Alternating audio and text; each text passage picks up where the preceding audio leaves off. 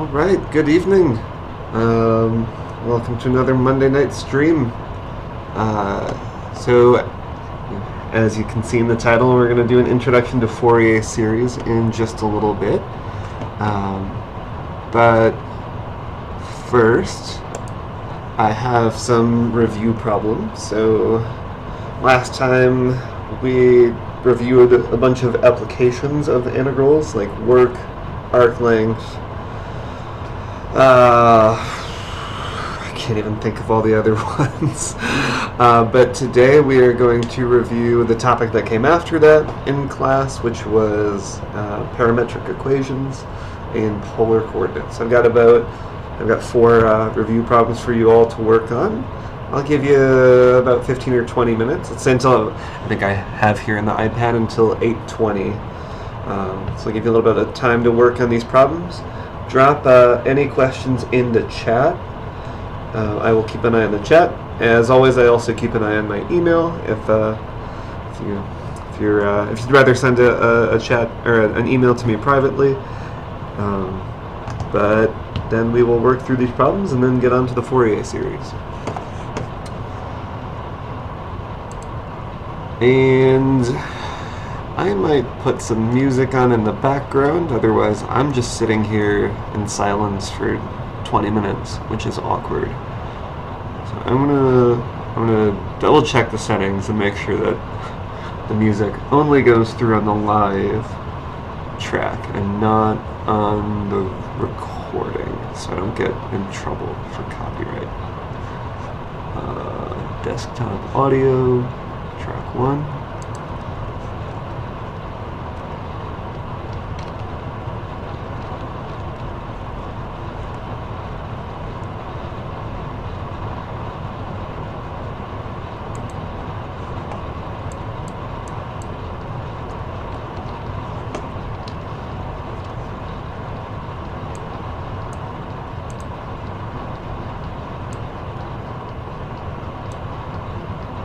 Okay, I think there's music. I haven't streamed music before, so if anyone can tell me if it's at a reasonable volume, let me know.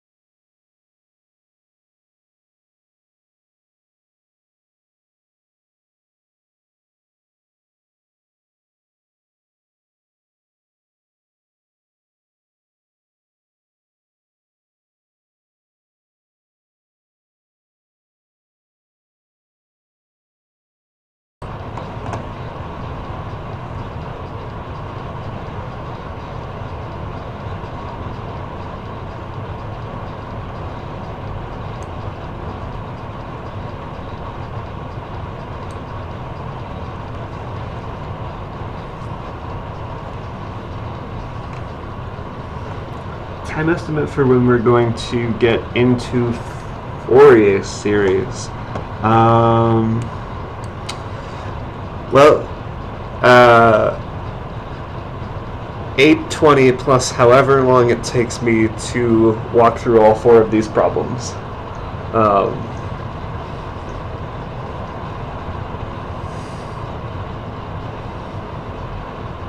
8:40-ish, maybe?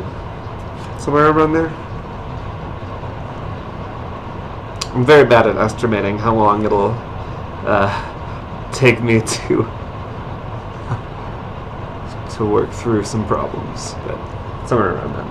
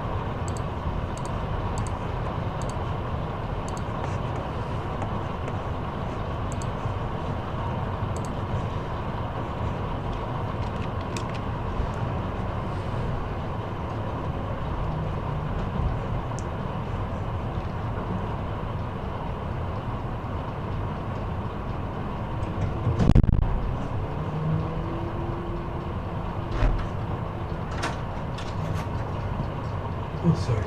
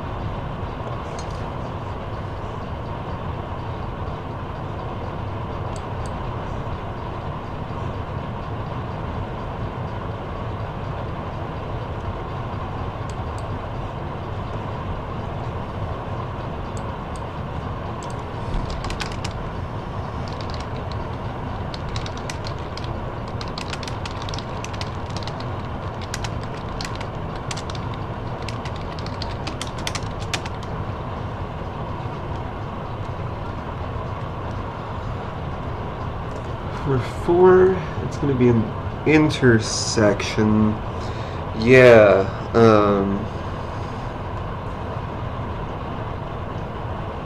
Yeah, so normally in a Calc 2 exam, you'd probably be given graphs of these two functions.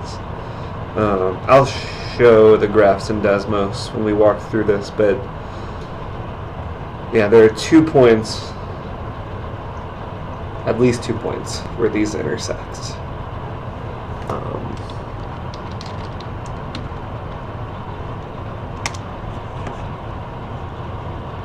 Let me just double check.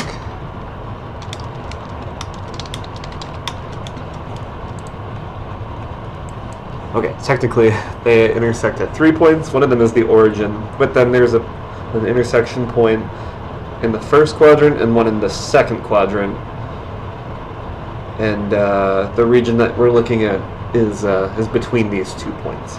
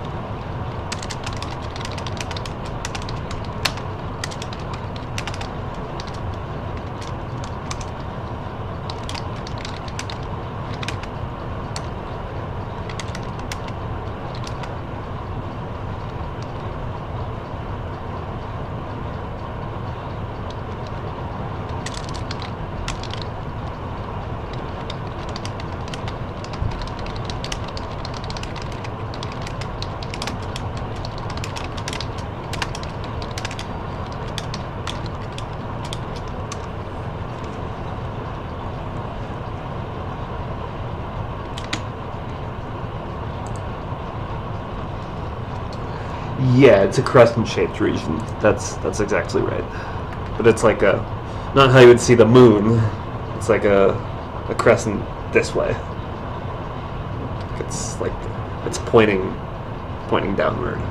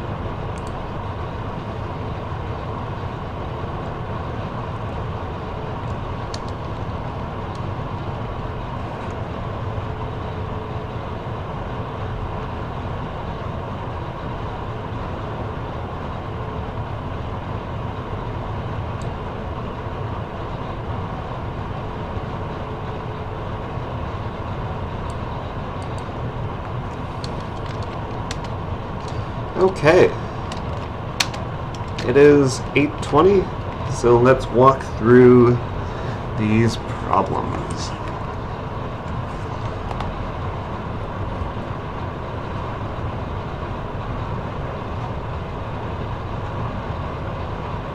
Hey, Big Ducky. Good evening. You're on a 3-stream watch streak. Wow. You're a dedicated viewer.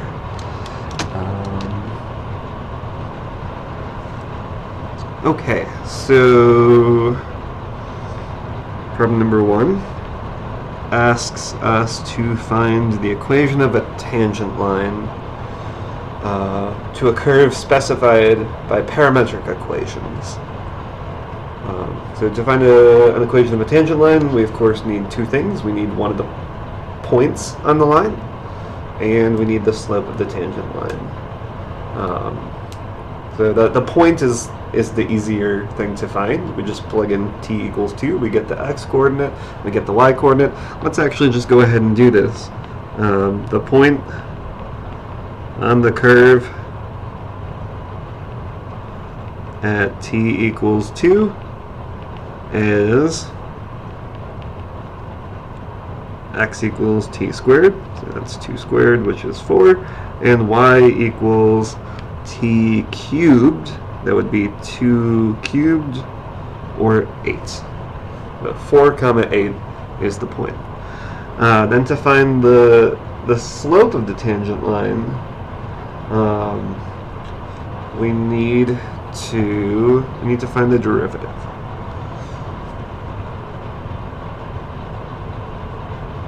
Did all of them except number 4. Nice. Yeah. Integrating in polar coordinates, I mean, this is definitely the hardest question. Number 4. Okay. So, let's find the derivative. dy dx. And this is pretty straightforward when you have parametric equations. All you have to do is find dy dt and dx dt, and then dy dx is just the quotient.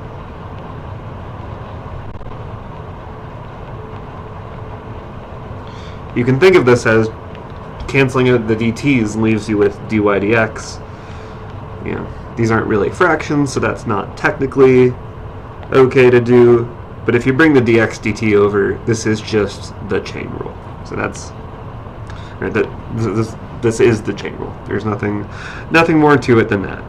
So dy dt is the derivative of t cubed, and dx dt is the derivative of the x function, which was t squared. So I get 3t cubed, and I get 3t squared for dy dt. And dx dt is 2t. So dy dx is 3t squared over 2t, which is 3/2 t.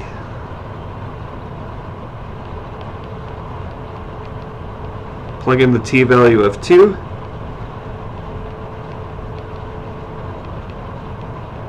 And we get a slope of 3.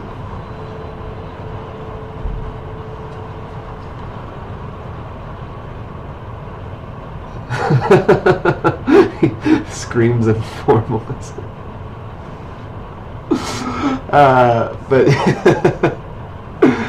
yes, well, I like to give the intuition, but also, I told you why it's actually true. It's the chain rule.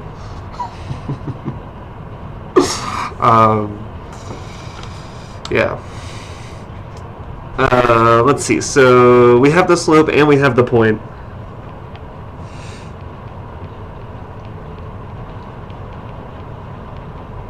So the tangent line is y minus 8 equals 3 times x minus 4. I appreciate it, e to the 2i pi. Okay. let's hop over to Desmos and just double check the work. Not because I'm not confident in my work, but just because I think it's really cool when you plot a graph and then the tangent line and you see it actually matches up.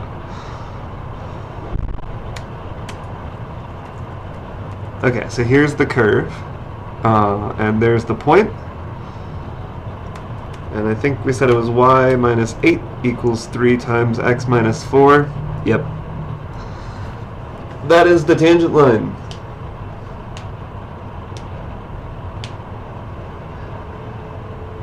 At least you got the slope right. Yeah, the slope is that's the hard part.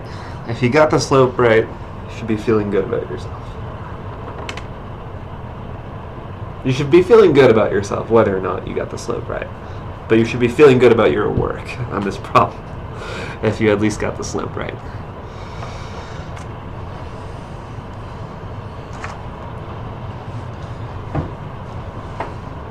Okay, question number 2. What was question number 2? Oh, rewrite r minus 5 cosine theta equals 0 in Cartesian coordinates.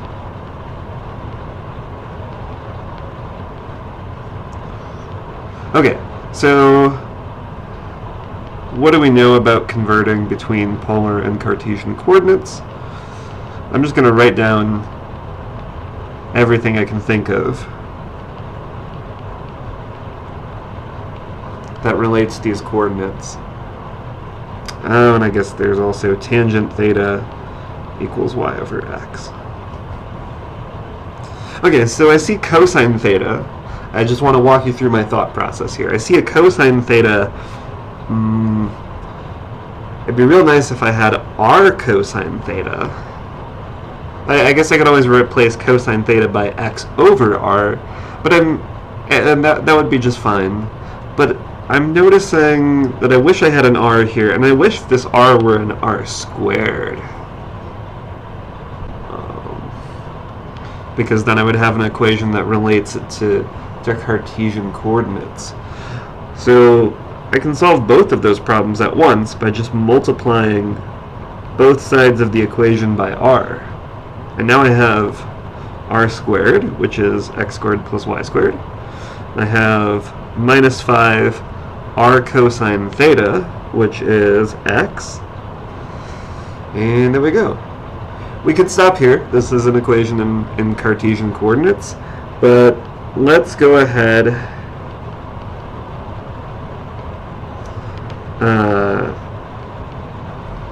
and complete the square so we can more easily see what shape this curve is.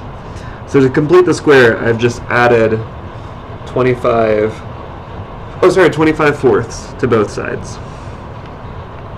How did I come up with 25 fourths?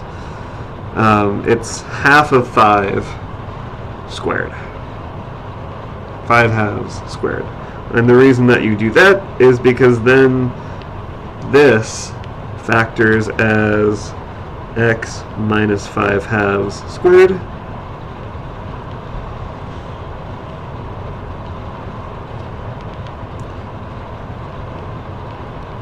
And there we go. This is a circle centered at 5 halves comma 0, and its radius is 5 halves.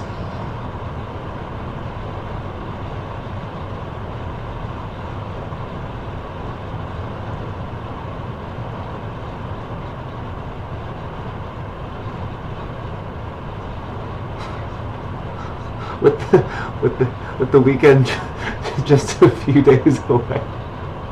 It's Monday and you're looking forward to the next weekend. That's reasonable.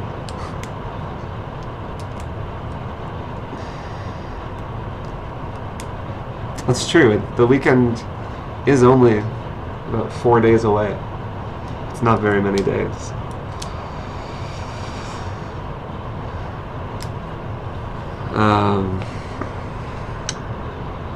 Okay, number 3.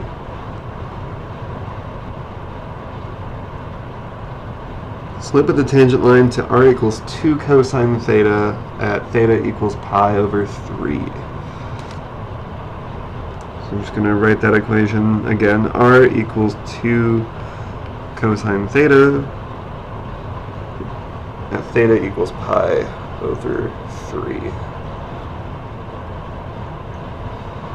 And we want to find the slope of the tangent line.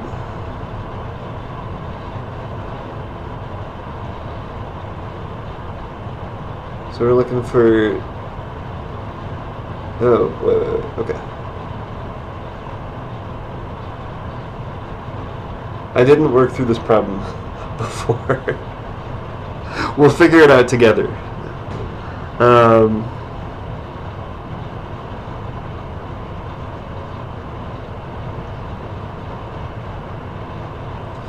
Okay, so I'm just going to jot down some thoughts.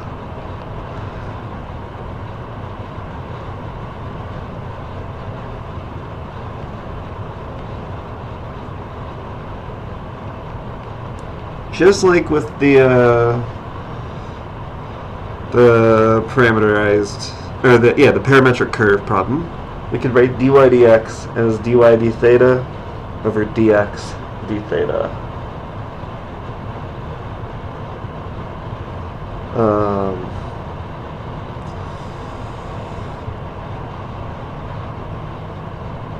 And then I have equations that involve x and y, so we could differentiate those with respect to theta. We're also going to end up with some dr d thetas. Perfect. Yep, that'll all work out. Okay, so let's work on dy d theta. So I know that y is r sine theta.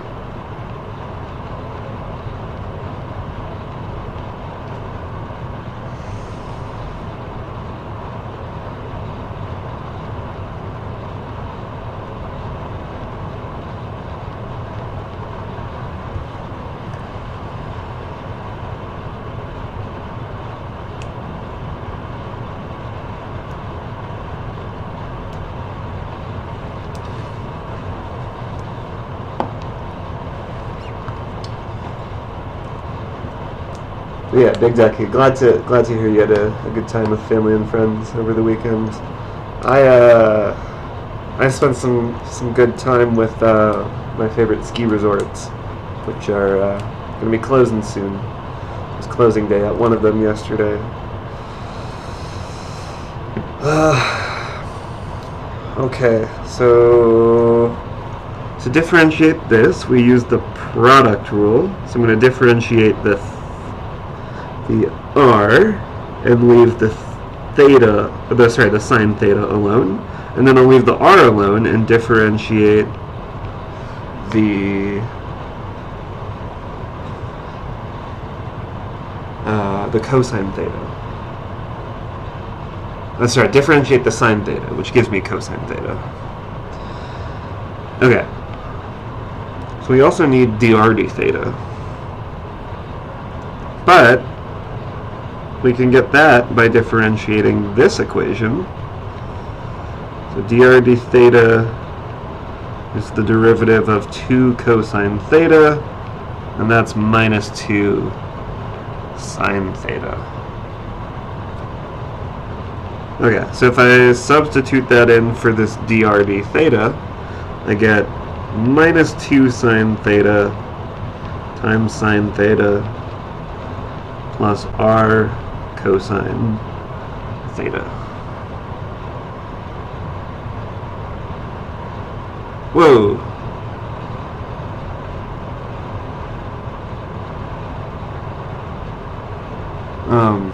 Yeah, sorry, this is terrible notation. I took a derivative. So I should write dy d theta.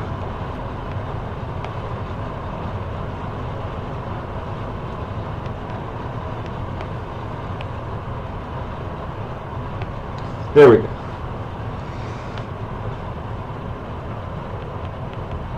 And then we need to do the same thing for x. X is r cosine theta.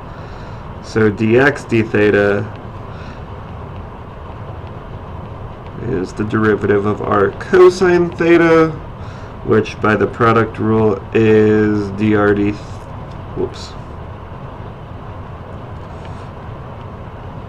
Dr d theta times cosine theta plus r times minus sine theta. And again, substituting the dr d theta that we computed up here, that's minus 2 sine theta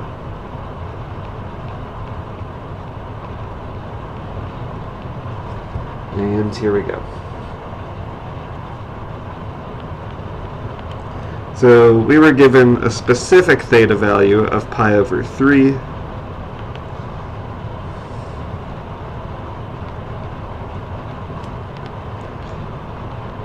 So dy d theta is minus 2 sine of pi over 3. I'm just plugging that value into my formula. And it's actually minus 2 sine squared of pi over 3 because I've got 2 sine thetas plus we need an r value, don't we?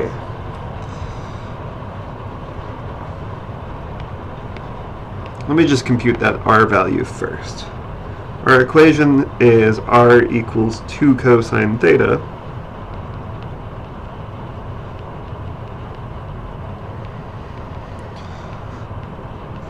Cosine of pi over 3 is 1/2, so r is 1. That's convenient.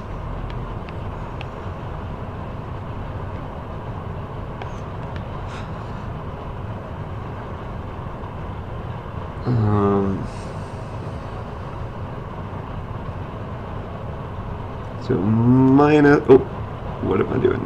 I'm evaluating this expression. Alright, so I'm plugging in r equals 1, and cosine of theta is cosine of pi over 3.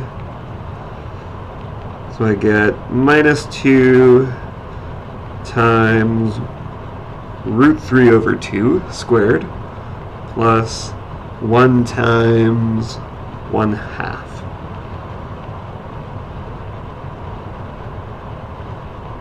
Root 3 over 2 squared is 3 over 4. This is minus 3/2 plus 1/2, which is minus 1. That was dy d theta. Now we need to compute dx d theta. That is given by this formula here.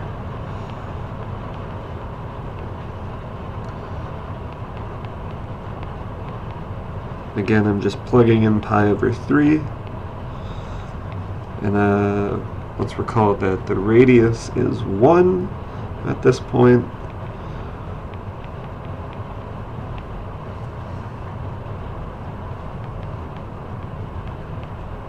Sine of pi over 3 is root 3 over 2. Cosine of pi over 3 is 1/2.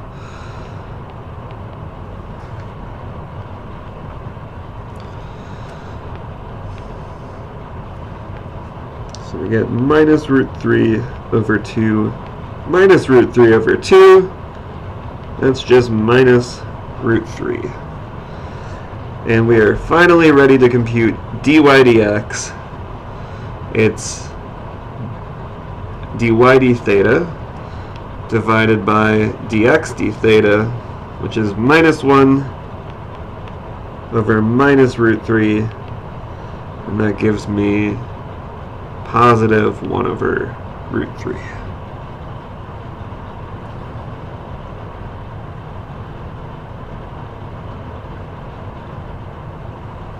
Or if you were brought up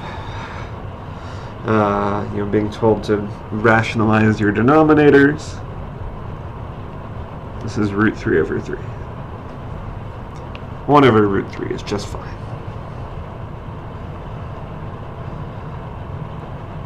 Convert it to Cartesian first. Oh, okay, cool. Well, and I'm glad that you got the same answer. It's nice to have some independent verification.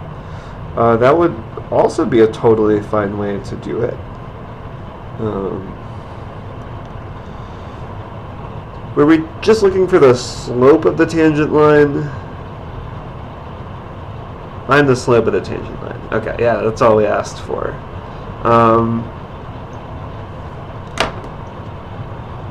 I do want to see this in Desmos, though.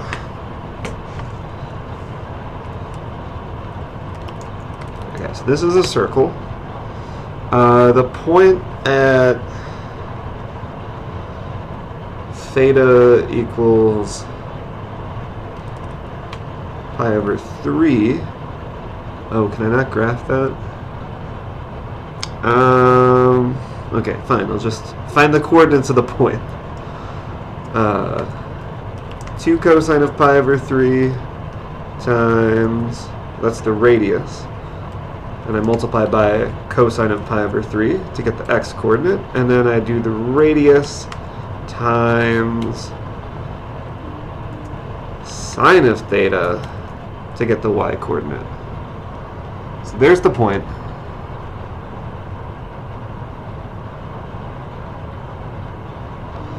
And the tangent line is going to be y minus, this is a lot of typing, I'm starting to regret this.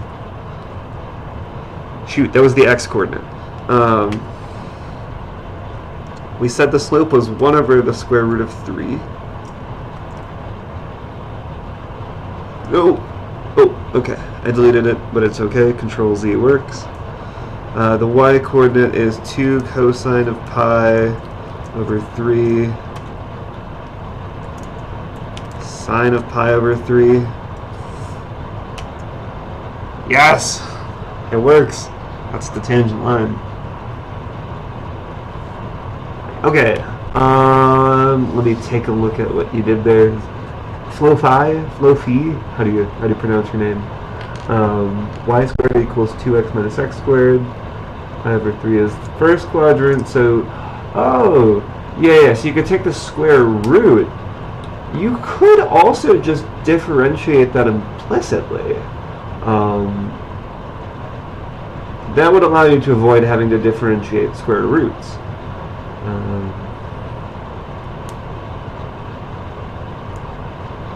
Yeah, plug in the x value. Okay, cool. Yeah, I mean, honestly, what you did might have been harder. So, it's, I mean, good practice either way.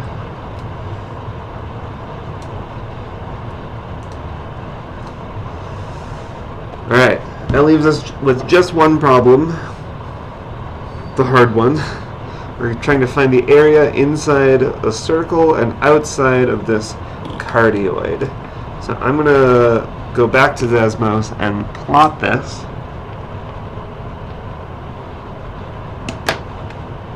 Because again, on a Calc 2 exam, I suspect that you would be given a sketch of the graph.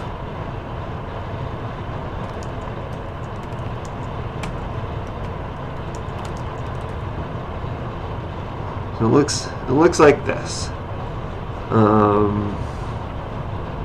I wonder if I can graph a region? Oh, that's nice. Okay, so we're looking at places that are inside the circle, but outside of the cardioid. Oh, I can't do a compound inequality? Bummer. Okay, that's fine. I can just graph both of the inequalities. And we're looking at the intersection. The stuff that's inside the circle, but outside the outside of the cardioids. That's the crescent. So this it's just going to be one region to integrate.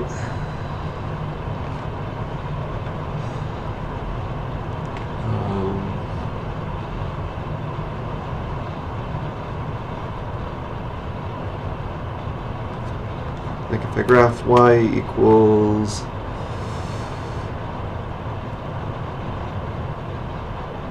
I was going to try to graph a line, but that's right. We're looking for the area of this crescent. So we're going to want to find the angles of the angles where these intersections happen. To do that, we'll set the equations equal to each other. It was y equals 3 sine theta and r equals 1 plus sine theta. So if I set these equal to each other,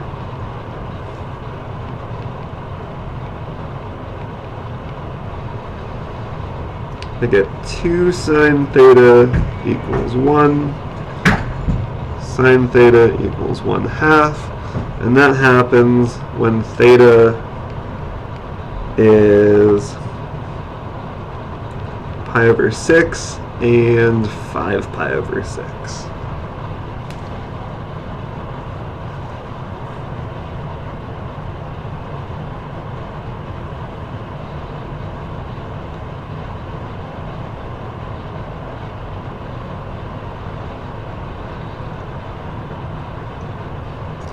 Okay, and that should match up with what we see here.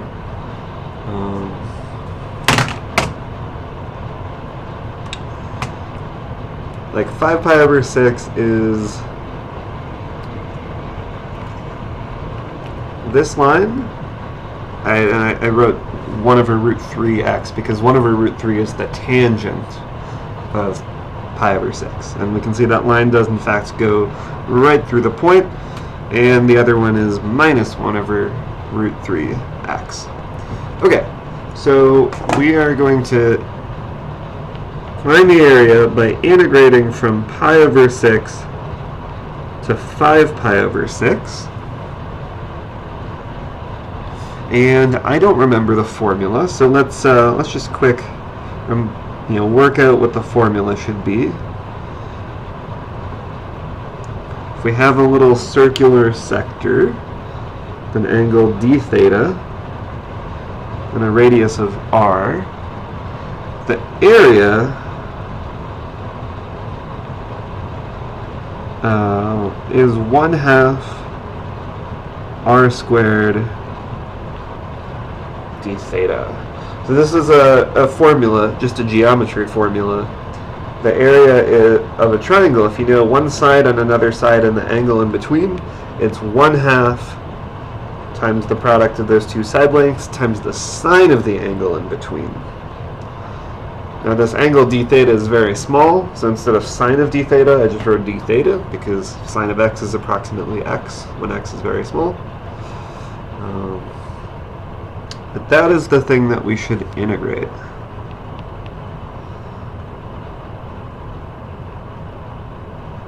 But we're looking for the area between two curves. So instead of just 1/2 r squared, it's 1/2 times the outer radius squared minus 1/2 times the inner radius squared.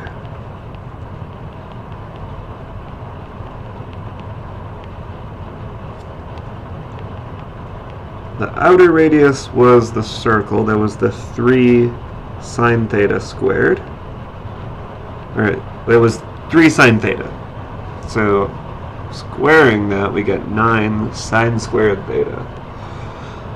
And then the inner radius was 1 plus sine theta. So we square that, subtract these two. Let's pull the 1/2 outside of the integral. Now we need to simplify a little bit.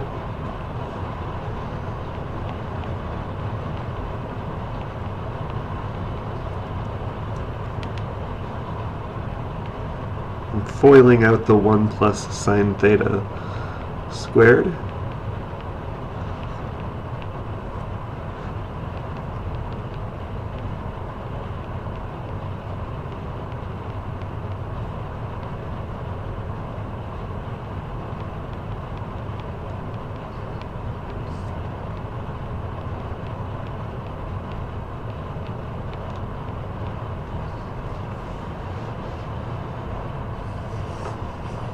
Okay, this should not be too bad to integrate. The only really annoying thing is this sine squared.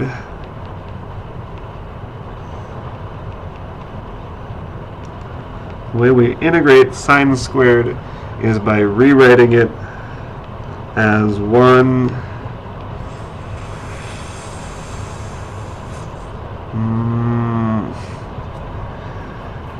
double angle formulas. I don't really have these memorized. Is it 1 minus sine 2 theta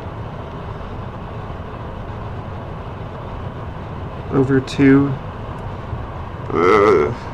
Help me out, chat. What's the double angle formula?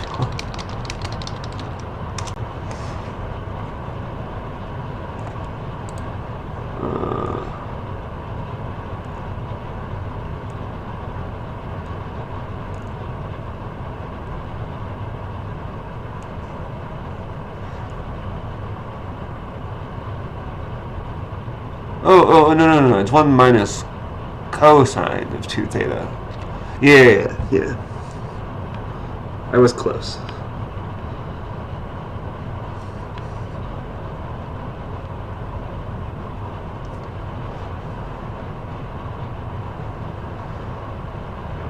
Yeah, 2 sine theta cosine theta. That would be sine of 2 theta.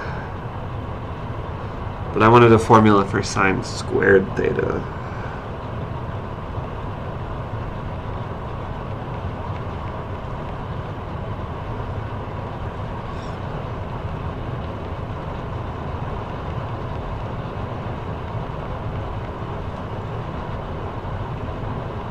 Okay, if I multiply this 4 in, or the 8, that cancels with the 2 to leave a 4, so I get 4 minus 4 cosine 2 theta minus sine of 2 theta minus 1.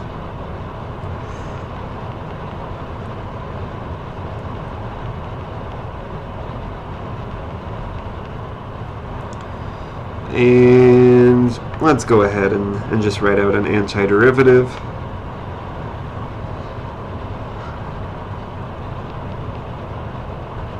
Yeah, I don't know if, maybe double angle formula is not the right thing to call it. It's like a double angle formula rearranged or something. I don't know. Antiderivative. 4 minus 1 is 3. So 3 theta is my antiderivative for that part. This is going to be minus 2 sine of 2 theta. And then plus 2 cosine theta. I think that's all right.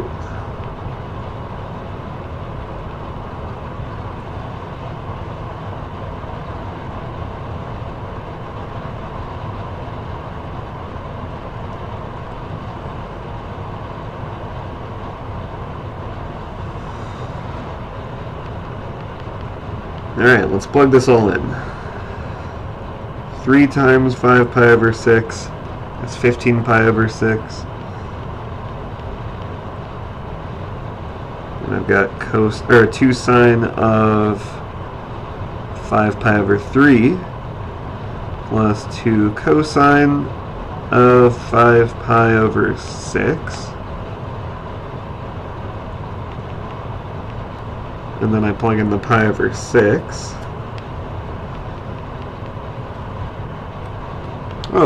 15 pi over 6 simplifies. That's 5 pi over 2.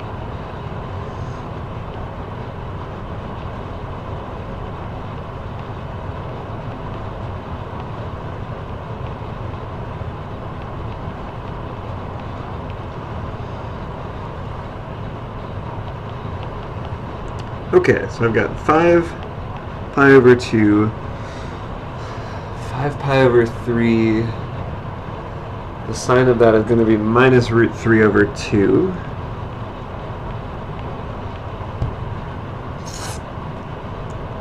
And cosine of 5 pi over 6 is minus root 3 over 2. I have minus pi over 2 plus 2 sine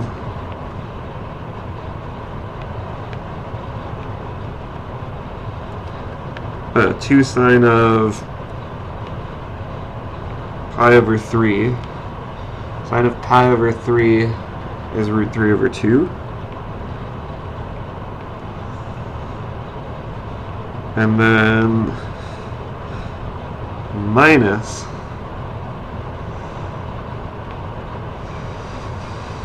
2 times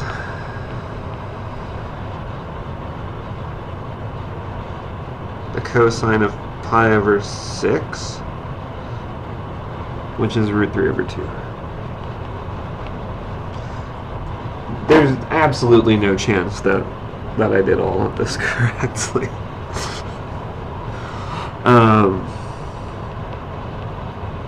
So when I subtract those two terms, I just get 2 pi. Then I've got plus root 3 minus root 3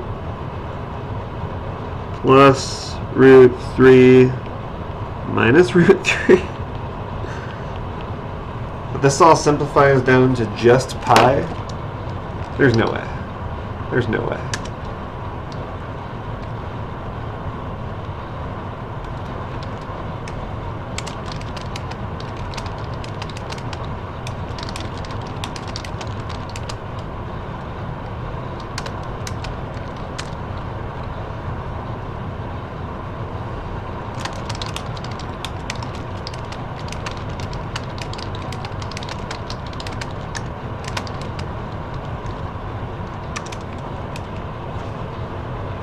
Anyone else get all the way to an answer here?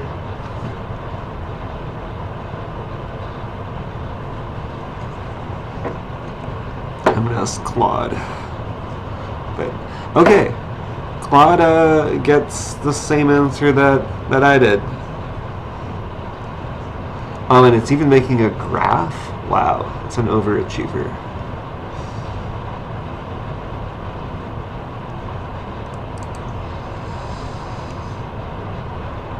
Okay, that's about it for review. So, DJS King, if you're still here, my estimate for when we were going to get to Power Series was way off. It was off by about 20 minutes. But we're finally there. We're gonna talk a little bit about Fourier series. You're still here, close enough. Okay, thanks. Is actual education still going? Is Dr. Gold still streaming? He was gonna rate us when he finished. Don't want them to miss out on too much of the Fourier series, but why don't we take a 5-minute break? Because I've been talking about math for an hour. So let's take a short break, and then we'll start the Fourier series. If anyone has questions, he's still on. Okay, we'll give him 5 more minutes to wrap up and head over here. So if anyone has questions about any of these review problems or anything related to these topics, send me a message in chat during the break, and I'll answer it when we come back.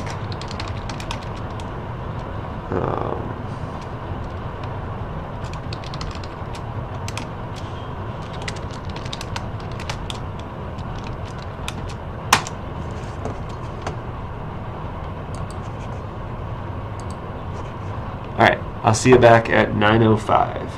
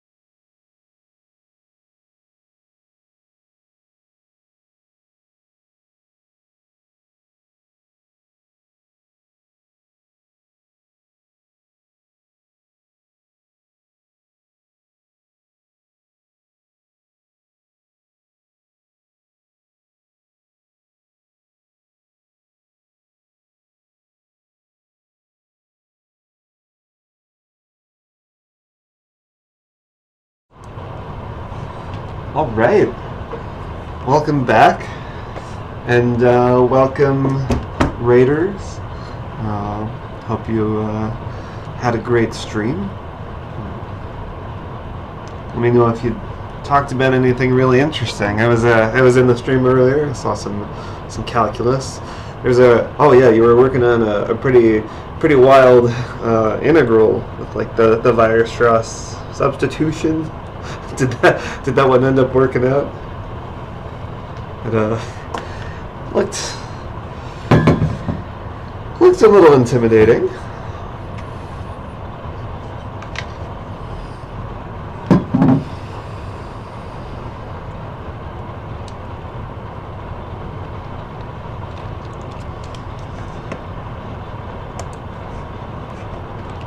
All right.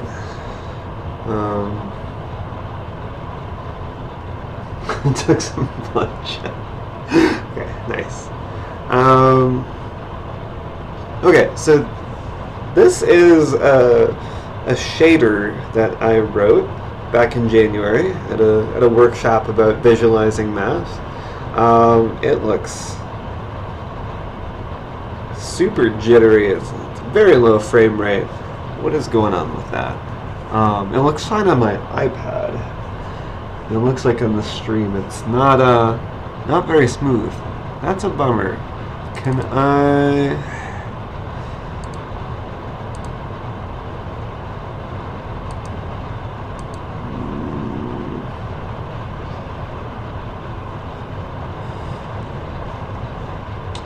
wonder if I can mess with the settings. Oh, that just broke it completely. Oh! That did it. Okay. Okay. Alright, so what I've got here is a rotating circle. Here I've got a circle and I've got a point that's revolving around the circle.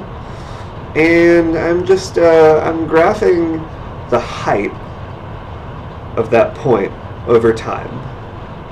And the result looks like a sine wave, of course. That's what the sine function is. It's the height of a coordinate, or the height of a point, the y-coordinate of a point on a circle at angle theta. Alright, so this shouldn't surprise you if you've seen any trigonometry before, but if you see over on the right side, I'm going to change that n equals 1 to n equals 2. What that's going to do is it's going to add on a second circle, which is centered at the point rotating around the first circle. And that second circle also has a point on the outer edge, out on the circle. And that's rotating, but it's rotating at twice the frequency of the first circle. So now I've got something a little more complicated. It's not just a sine wave. It's a little more complicated. Alright, I'm going to add on a third circle, which is rotating around the point, or it's centered at that point rotating around the second circle, and this one is rotating at 3 times the frequency of the original circle. It's also, as you can see, the circles are getting smaller. And we'll see the math behind this later. There's a formula that's describing the radius of each of these circles. Let's add on a fourth circle. So the nth circle is rotating at n times the frequency of the outermost, or maybe the innermost, the biggest circle. How about a fifth term? A fifth circle.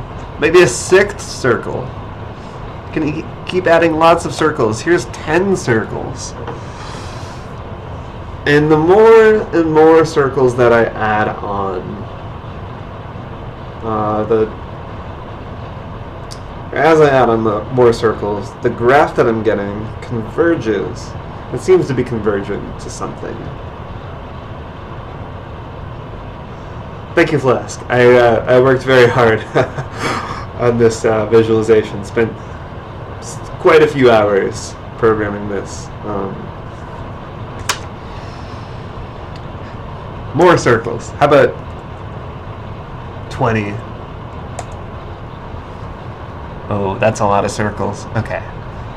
But yeah, this is converging to a square wave.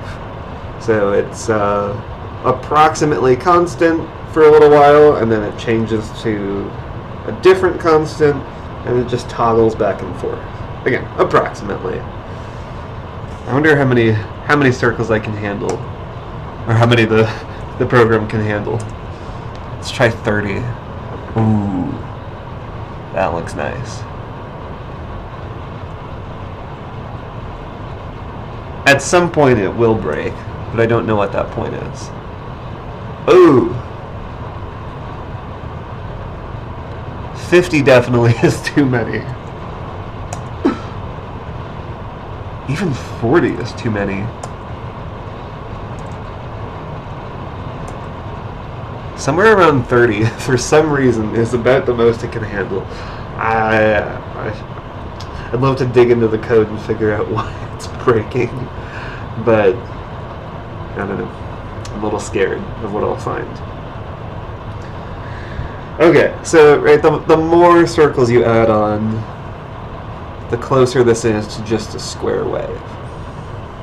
So this is the idea of a Fourier series, is that, you know, I set up this particular Fourier series to try to approximate a square wave, but actually any periodic function that you want, you can approximate with a Fourier series. What do I mean by a Fourier series? Well, we said the y-coordinate from that first circle is just a sine function, but then you're adding on the height from the second circle, which is another sine function with a smaller amplitude and a faster frequency, a higher frequency. And then the third circle is another sine function with a smaller amplitude still and a higher frequency. So we're adding together a bunch of different sine functions with different frequencies and different amplitudes. That's the idea.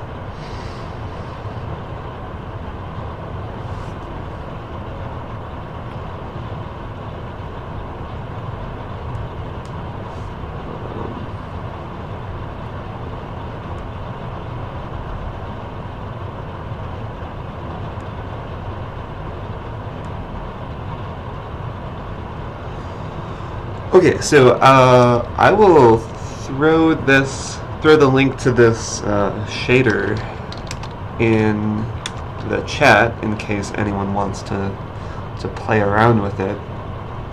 You can edit your own copy of the code, and you can play around with the coefficients if you wanted to try to get a different function than the square wave.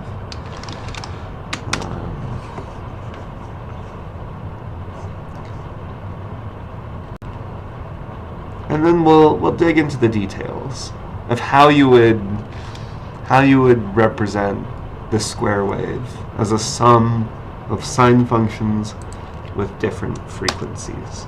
So there's the link to the shader.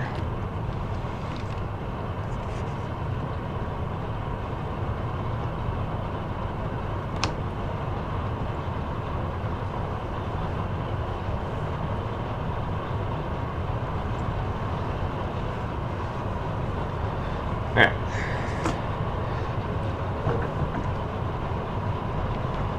So the idea is to represent a periodic function, and let's just suppose that its period is 2 pi for simplicity.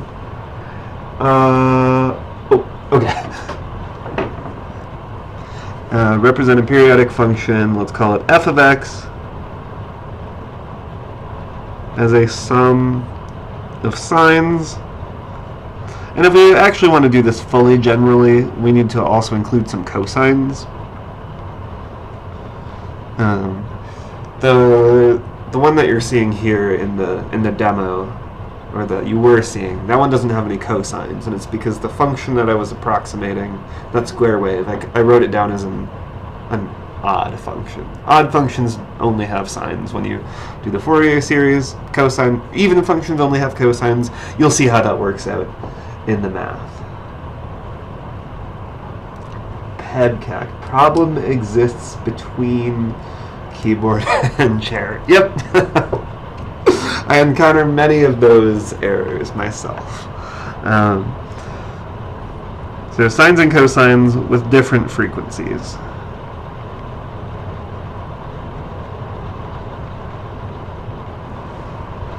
So we're trying to write this down in the form f of x equals, so there's maybe a constant term. I'm going to call it a0 over 2. I'll say a little bit more later about why there's a divided by 2.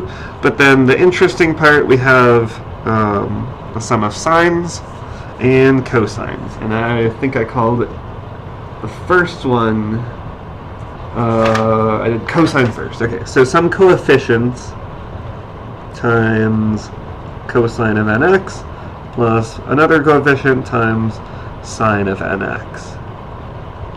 And that nx means that each of these terms has a different frequency.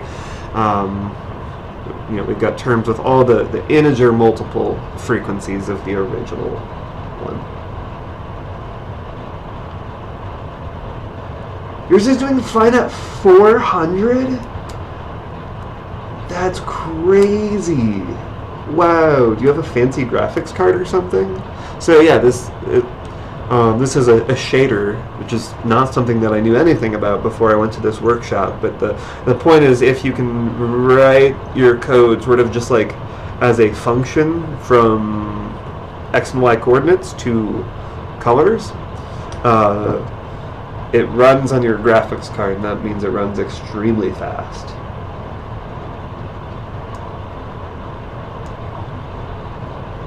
Oh. Yeah, so wait, is yours... So when you say it's doing fine at 400, do you mean like it's all, like the line is like correct? Like, cause as was pointed out here, and it sounds like DJS is having the same experience.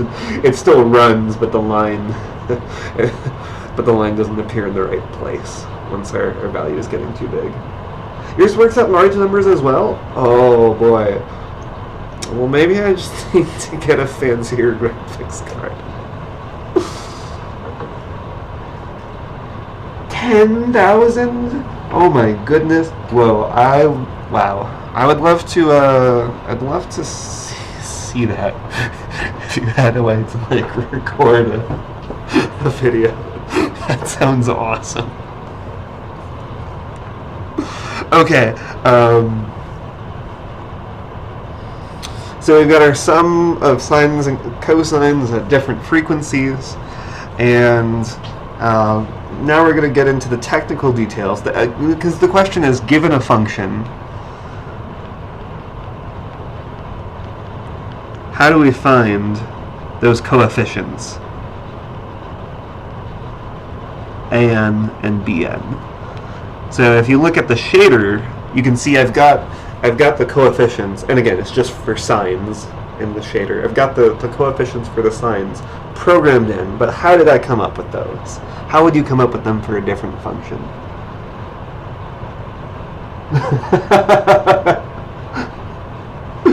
Yeah, I have no influence over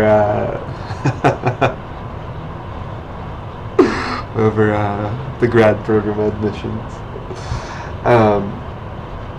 Started typing at 100,000.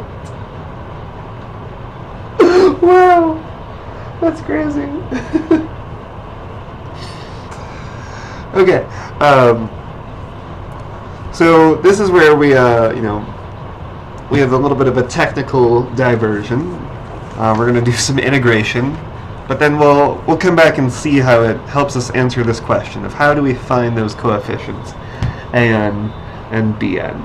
Okay, so the thing that it comes down to is what happens when you integrate a product of cosines or sines at different frequencies. I have no influence in the div or curl programs either.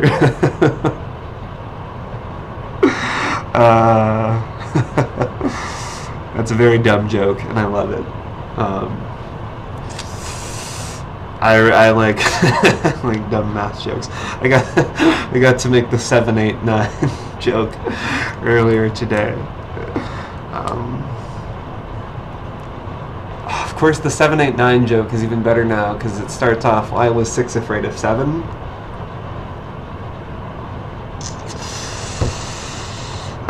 Anyway, okay, so I want to integrate.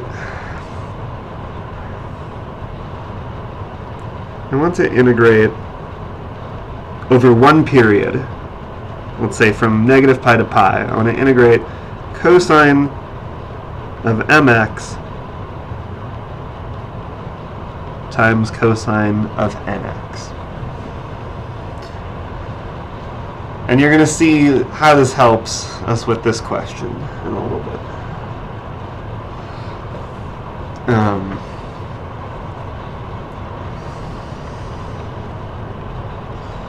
We'll collect the results here. There are going to be a few different cases depending on whether m and n are equal or unequal. I had $1 for every commutativity joke I've heard. I'd have $1 billion. Oh, that's good. I don't think I've actually heard that one before. That one's good. I'm gonna steal that.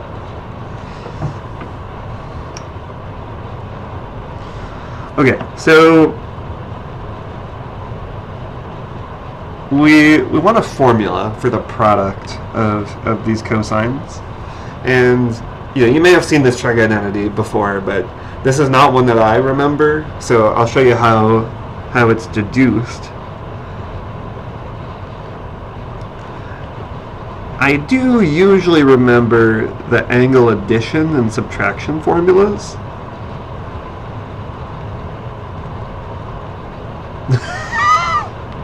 And as I say that, I write it down with a mistake. The cosine of A plus B is cosine A cosine B minus sine A sine B.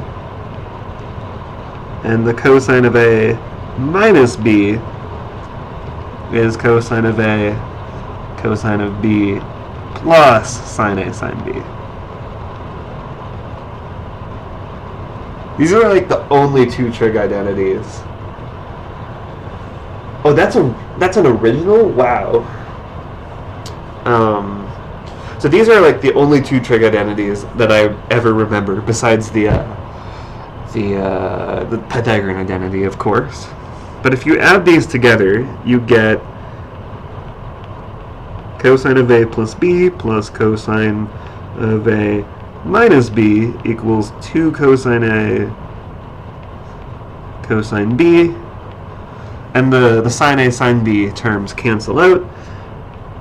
So that leaves us with, dividing by 2, cosine of A times cosine of B equals 1/2 cosine of A plus B plus cosine of A minus B.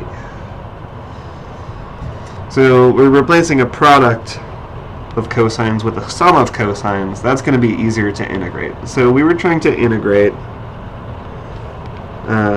from negative pi to pi cosine of mx times cosine of nx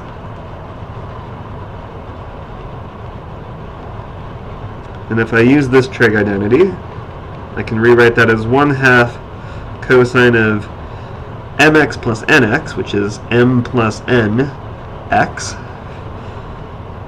plus cosine of A minus B, which is m minus n x.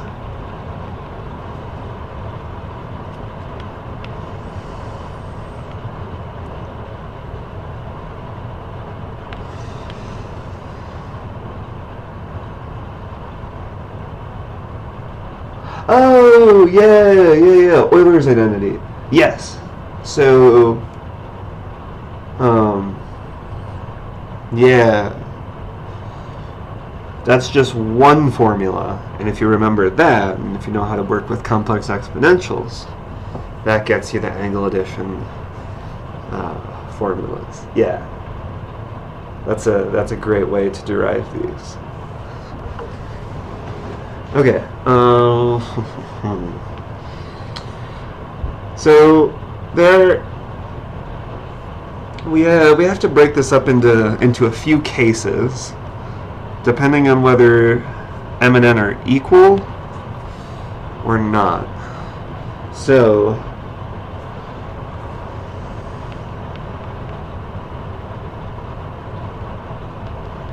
I guess we should point out that m and n are non-negative integers. So if they're not equal,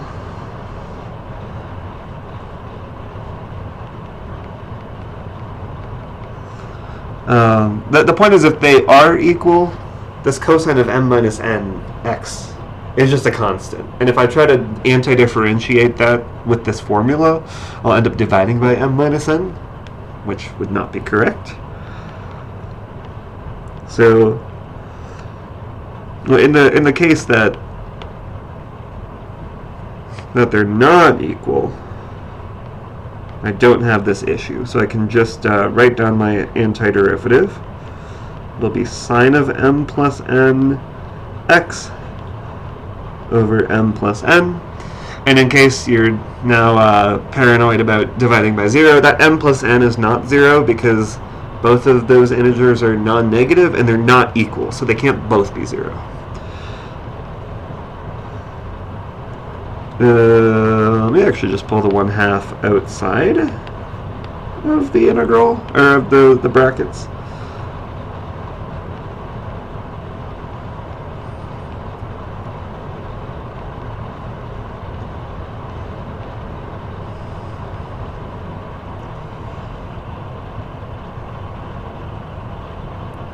Okay, and then this whole thing just is immediately 0.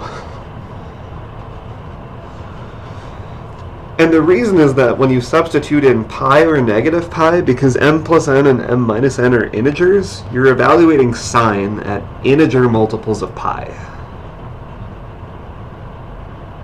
And sine is always 0 at an integer multiple of pi. Okay, so we've seen that when you integrate a product of cosines, you get 0 if m and n are not equal.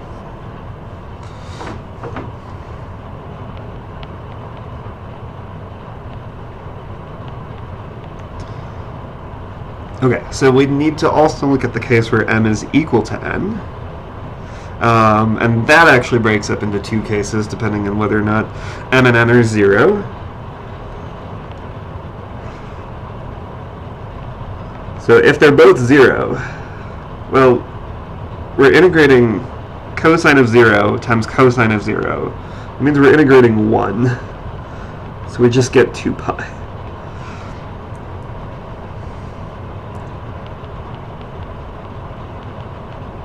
If m and n are equal, but they're non-zero, we're integrating 1/2 times the cosine of m plus n pi, and I'll just write x. I'll just replace the m with an n, so we get 2nx. And then since m and n are equal, we get cosine of 1. Or cosine of 0, which is 1.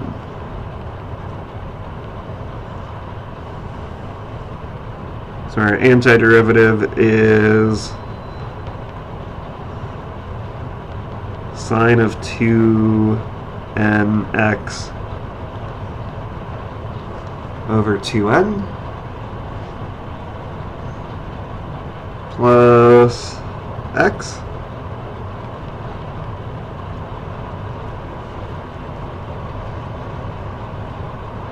And once again, integer multiple of pi is going to be 0. So this term contributes nothing. We end up with 1/2 times pi minus negative pi. That's 1/2 times 2 pi, which is just pi. Okay, so let's go ahead and fill in this formula here. We get 0 if m is not equal to n. We get 2 pi if m and n are both 0, and we get pi if m and n are equal but non-zero. So that is the core property that's going to let us determine the coefficients an and bn given a function f of x.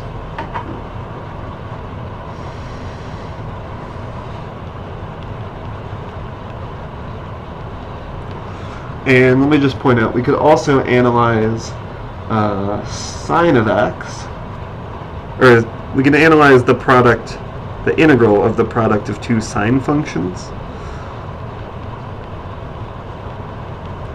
I'm not going to work out the details, I'll just tell you what the answer is here, but you deduce it very similarly, in a very similar way.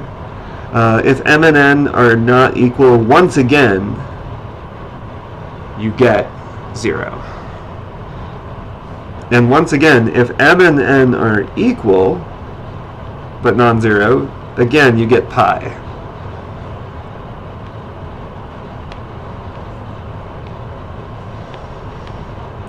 The only difference is that if m and n are both 0, instead of 2 pi, you're integrating sine of 0 times 0, sine of 0, which is 0. You don't get 2 pi, you just get 0.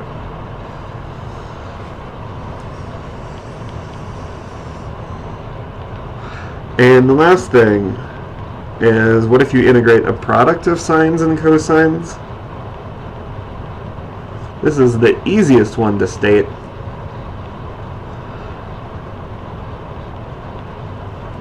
This is just always 0. It does not matter what m and n are. You always get 0.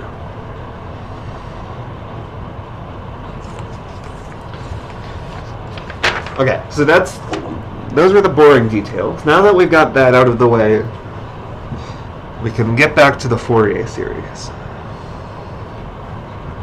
Okay, so we are trying to write f, which is, any periodic function, as a sum of sines and cosines.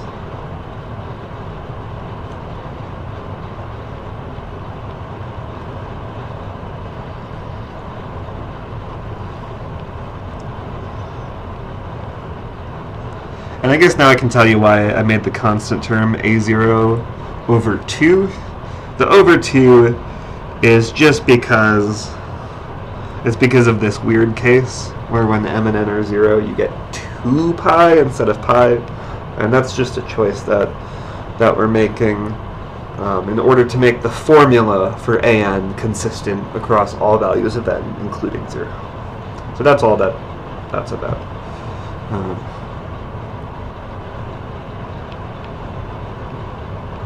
So to find, let's find the formula first for an.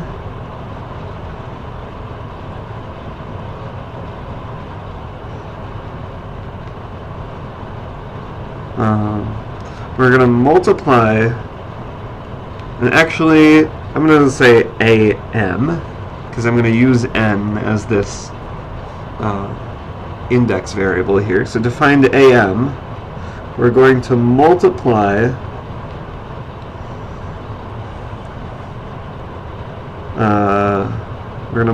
that expression by cosine of mx and integrate. Okay, so let's see what happens. I'm going to multiply by cosine of mx and integrate.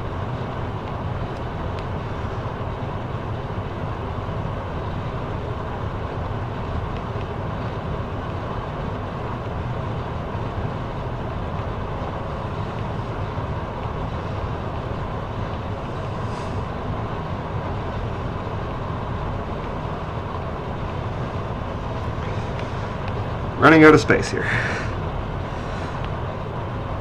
Alright. multiplying by cosine of mx and integrating from negative pi to pi.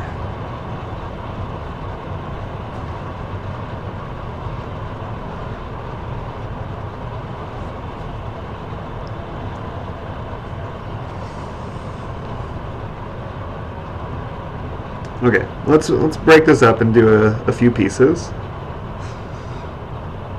I've got this a0 over 2 term, and I'll distribute the cosine of mx. And then I can swap the sum. Someone has worried about the details of why I can swap the sum and the integral. If it were just a finite sum, there would be no trouble, but it's an infinite series, and so we should maybe be careful about that. I'm not going to.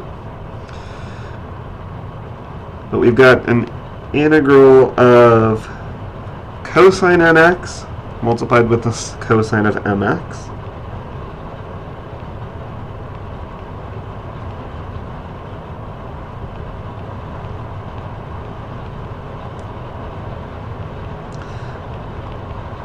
And then there's also the sine of nx cosine of mx.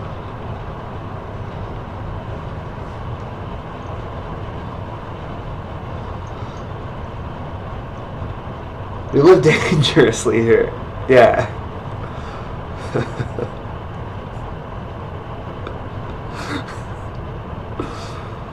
I'm thinking of the meme with it's Neil deGrasse Tyson, I think. We've got a badass over here. Swapping the order of an infinite sum and an integral without checking conditions to verify that it's legitimate.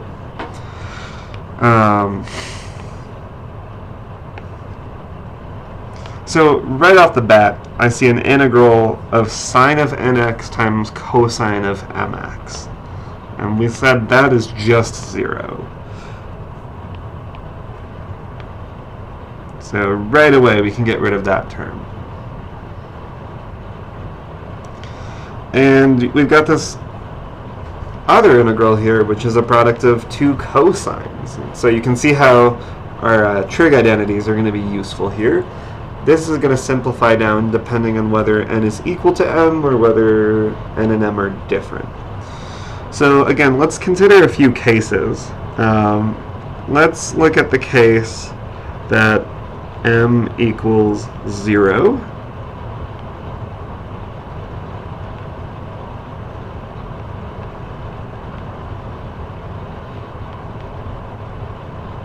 Well, cosine of 0 is just 1.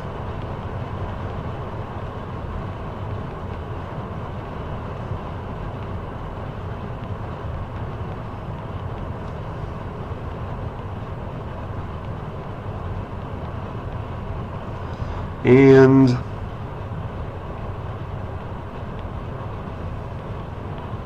I guess I could, if I wanted, replace this m with 0 also, but I'm not even going to do that because I already know what happens when I integrate this product of cosines.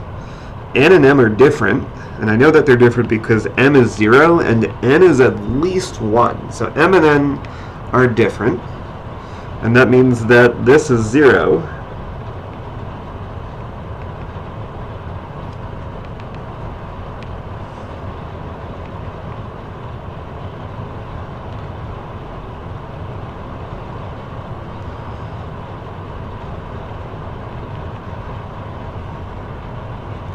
And so I'm just left with the integral from negative pi over 2, or negative pi to pi of a0 over 2. That's a0 over 2 times 2 pi, which is pi times a0. And just to make the pattern clear, when we handle the general case, I'll rewrite that as pi times am. Okay, so we also need to see what this expression simplifies to when m is non-zero.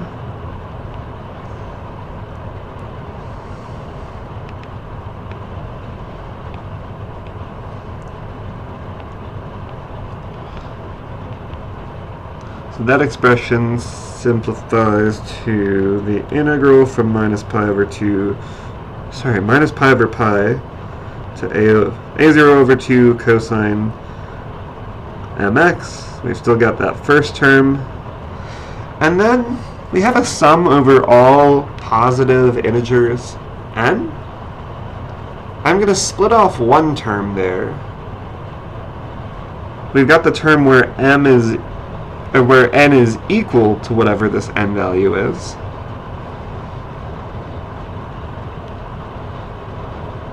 So that would be the integral from minus pi to pi of an cosine.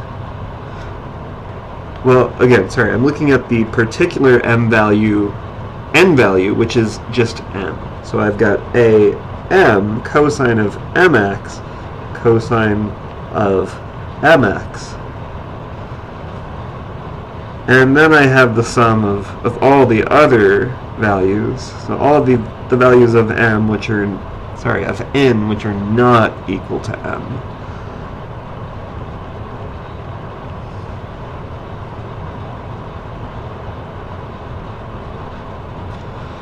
And that should be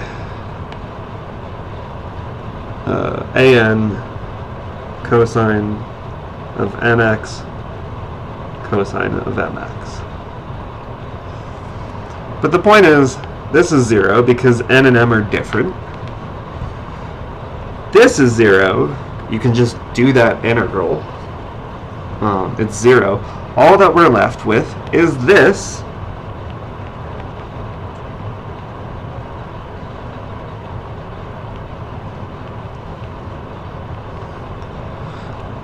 So this is the point, is when we multiply by the cosine of mx and integrate, it kills off every term except for one. In the m equals 0 case, this was the only term that didn't get killed. Here, that term gets killed. Every term where n is not equal to m gets killed. We're just left with the one term. And we said that this integral is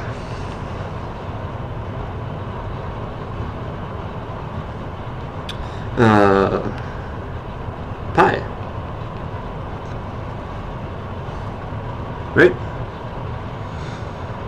Cosine of mx times cosine of nx. The integral gives us pi if m and n are equal and non-zero. Okay, so we get the same answer for any value of m.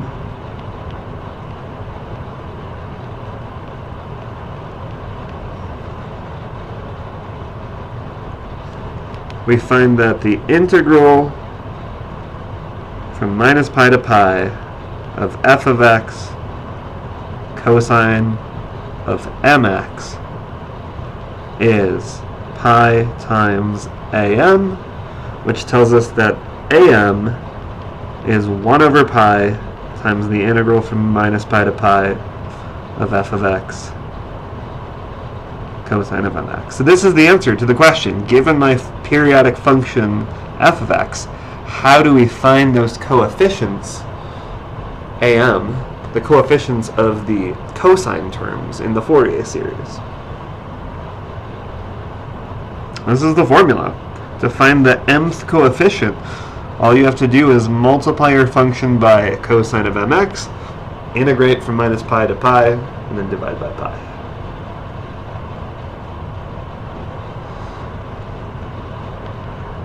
And you could do a similar analysis where you multiply f of x by sine of mx and integrate from minus pi to pi. And what you would find is you get the mth coefficient of the sine term, that is bm. You would get 1 over pi times the integral from minus pi to pi of f of x times the sine of mx.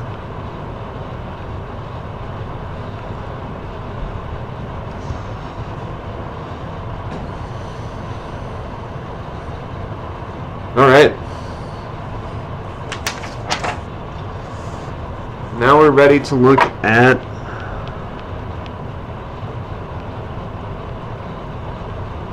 the square wave, and we'll come up with the coefficients that you're seeing in that shader that cause those rotating circles to generate a sine wave that, or a square wave that oscillates between two different values. So let me sketch a graph of the function, and then we'll write down the formula.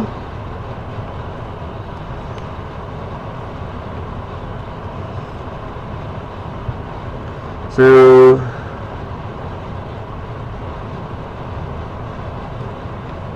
let's say this is 1 and negative 1, and that is pi and minus pi.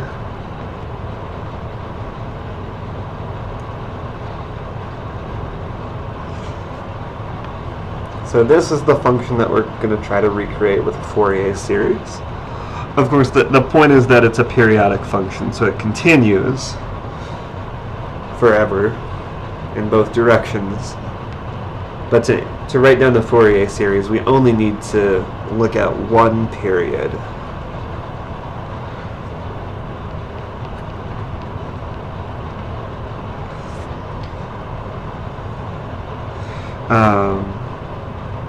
So I'm only writing down the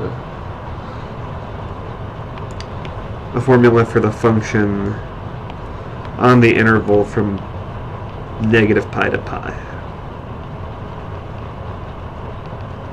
It's going to be 1 if x is at least 0. It's going to be negative 1 if x is less than 0.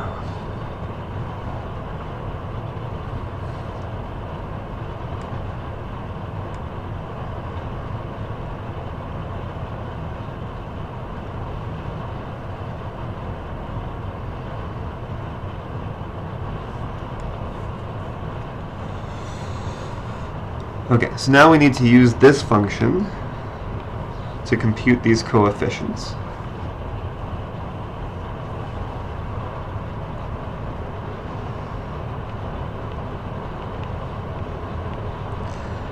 So the coefficient of the mth cosine term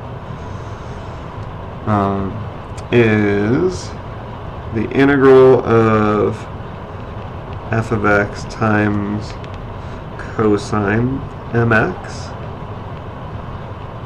But we actually don't even have to do any integration. And the reason is that f of x, you can see from the graph, this is an odd function. I guess maybe apart from what's happening at 0. Maybe I should have defined it to be 0 at 0. It doesn't matter. We're doing an integral. The integral doesn't care what happens at a single point. But f of x is an odd function, essentially. Cosine is always an even function. And when you multiply an even and an odd function, you get an even function. This is always slightly confusing to me, because if you multiply an odd number and an even number, you get an even number. Oh my goodness, and it's so confusing that I wrote the wrong thing here. This is an odd function.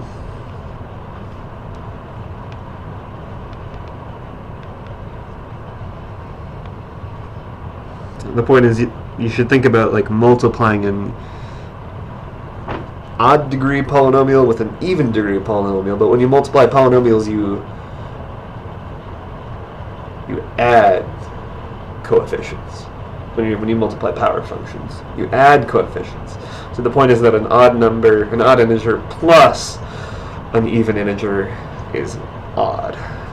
Okay, so when you integrate an odd function over symmetric bounds, chat, what do you get?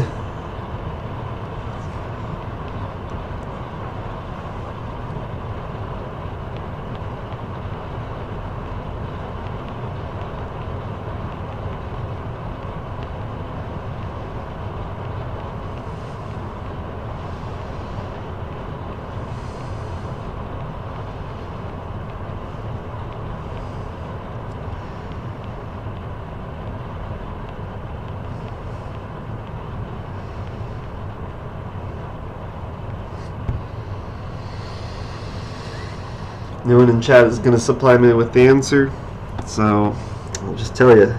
When you integrate an odd function over symmetric bounds, you get 0.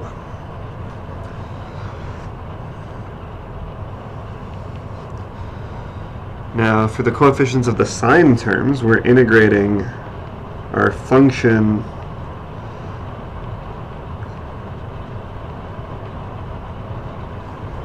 times sine of mx.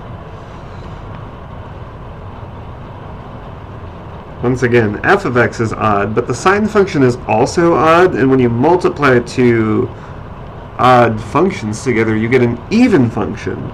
And the trick for integrating an even function over symmetric bounds is that it's just twice the integral,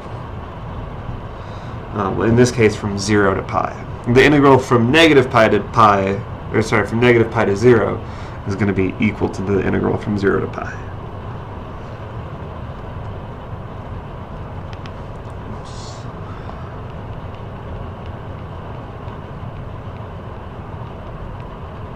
And this is helpful in this case because now I don't have to worry about my piecewise function. I don't have to break this up into two different integrals. I'm only looking at the region where f of x is 1. So I'm just integrating sine of mx from 0 to pi.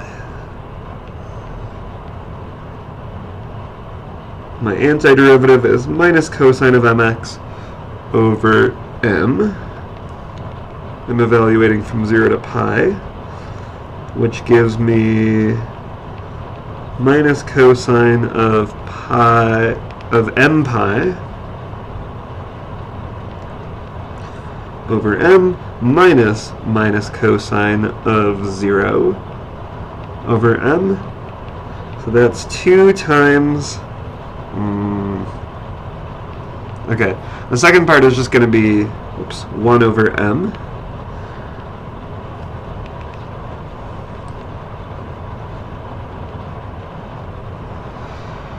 Cosine of m pi, well, that's flipping back and forth between pi and negative pi.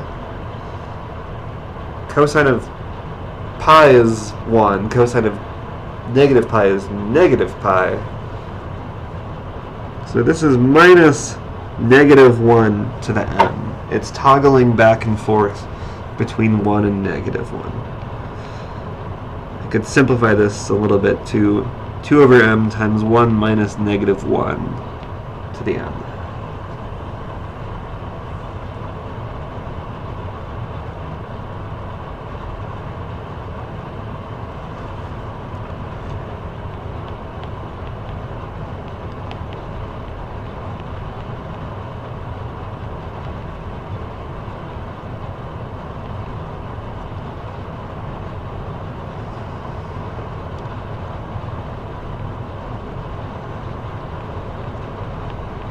So our Fourier series is the sum from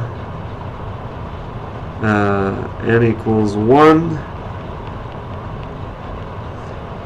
to infinity of 2 over m times 1 minus negative 1 to the m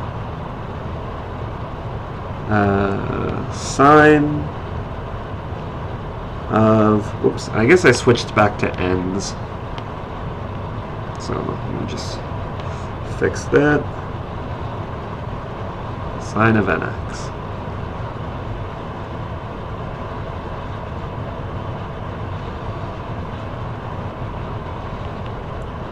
If we write out the first few terms, like when n is 1, I'm going to get 1 minus negative 1, which is 2. This will be 2. This term is always going to be either 0 or 2. But the first term, when n is 1, is going to be 4, I guess 4 over 1.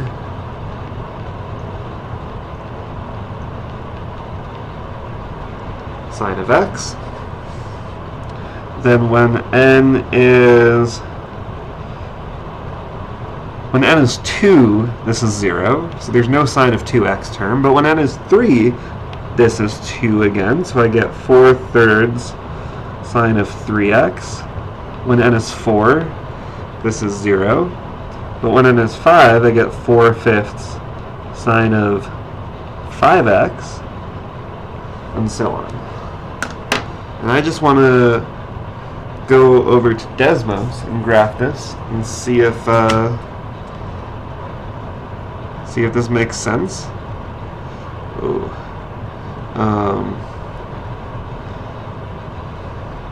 Oh, Desmos is glitching again. Hang on.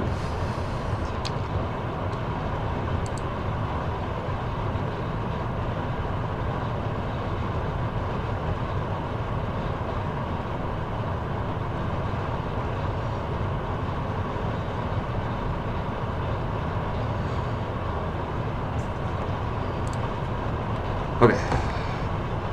So the first term was, I think, 4 sine of x, and the second term was 4/3 sine of 3x, and then 4/5 sine of 5x, and 4/7 sine of 7x. Yeah, this is starting to look like a square wave. Oh, that's so cool. I didn't do this beforehand, so I'm actually seeing this sort of for the first time here in Desmos. Obviously, I've played around with this in the shader, but yeah, wow. Look at that. That's amazing. Okay, so I'm going to wrap up with one really cool observation.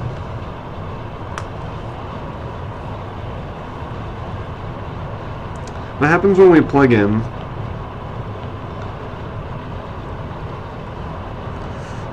x equals pi over 2?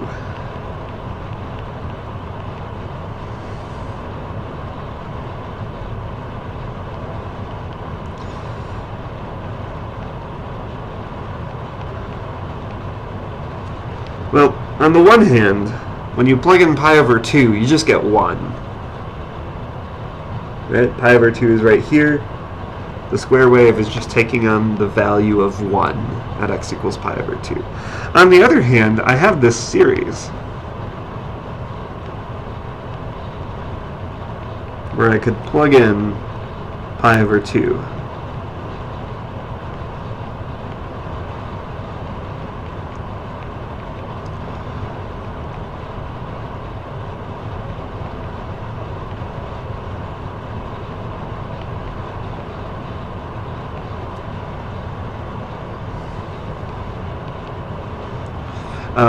Sine of pi over 2 is 1. Sine of 3 pi over 2 is negative 1. Sine of 5 pi over 2 is positive 1. Sine of 7 pi over 2 is negative 1. So that sine term just oscillates between 1 and negative 1. So I get 4 minus, wait.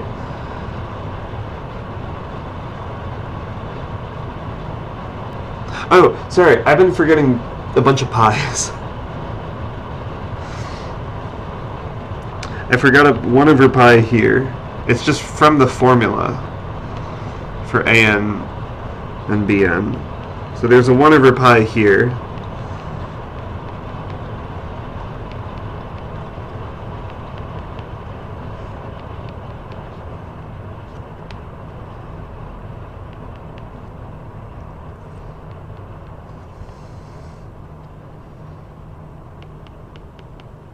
So there's a 1 over pi in front of all of this.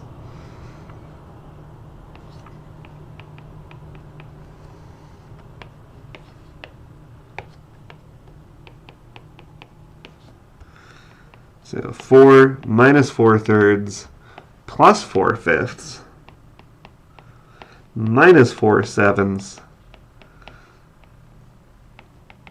and so on. And if you multiply both sides by pi,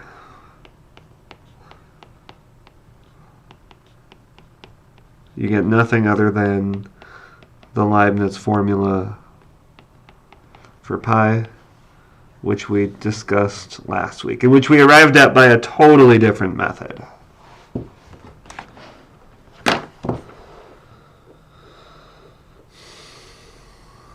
And that's pretty cool.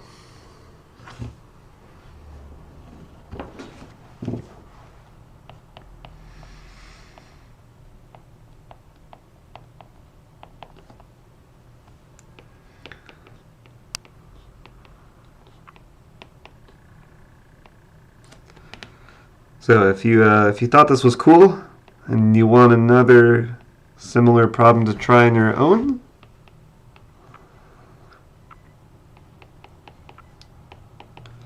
I believe the function that's interesting to look at is x squared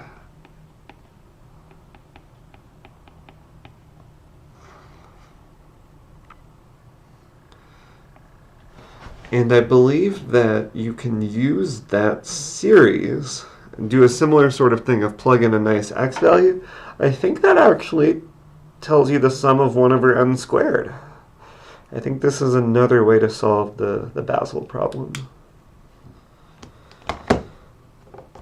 All right, that was what I had planned.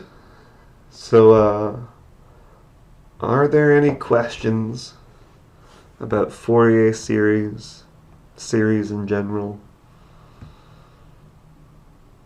Or are you all ready to call it a night?